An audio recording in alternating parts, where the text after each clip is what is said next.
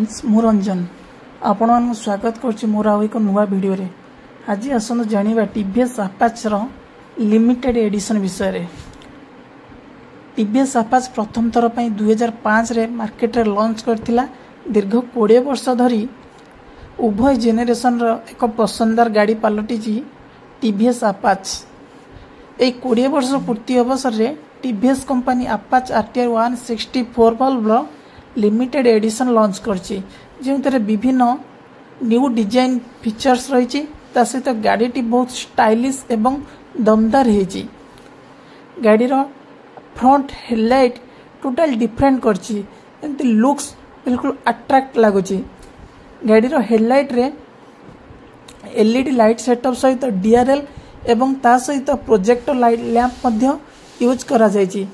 गाड़ी रे 5 इंच रो digital instrument console use करा जायछि एवं समस्त मीटर डिजिटल रे रही, जेमिति कि speedometer, odometer, tachometer, real mileage indicator, watch, Bluetooth connectivity, turn by turn navigation की, call and SMS alert, low fuel indicator, low battery indicator आदि समस्त मीटर डिजिटल रे रही। गाड़ी रो फ्रंट रे 30 mm रो गोल्डन कलर यूएसडी सस्पेंशन देछि।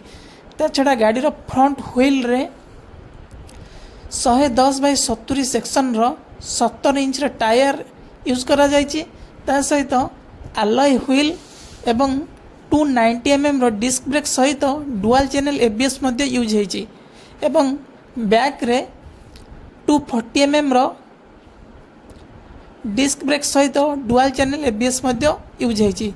गाड़ी रो टांकी टी बहुत मस्कुलर एवं स्टाइलिश करिछि।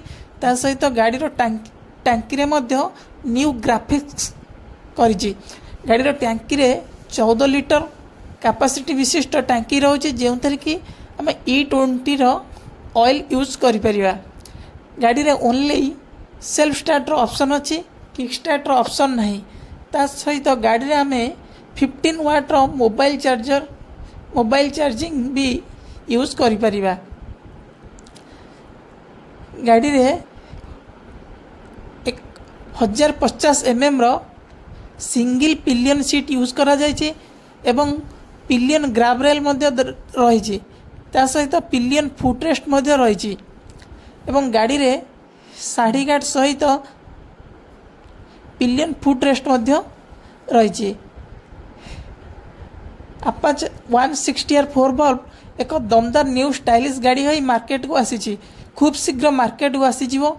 गाड़ी आसला परे गाड़ीर समस्त रिव्यू आपण पाखरे I am a rider YouTube channel रे जणे दिया जीवो। से पर्यंत मु रहूची। Okay, thanks.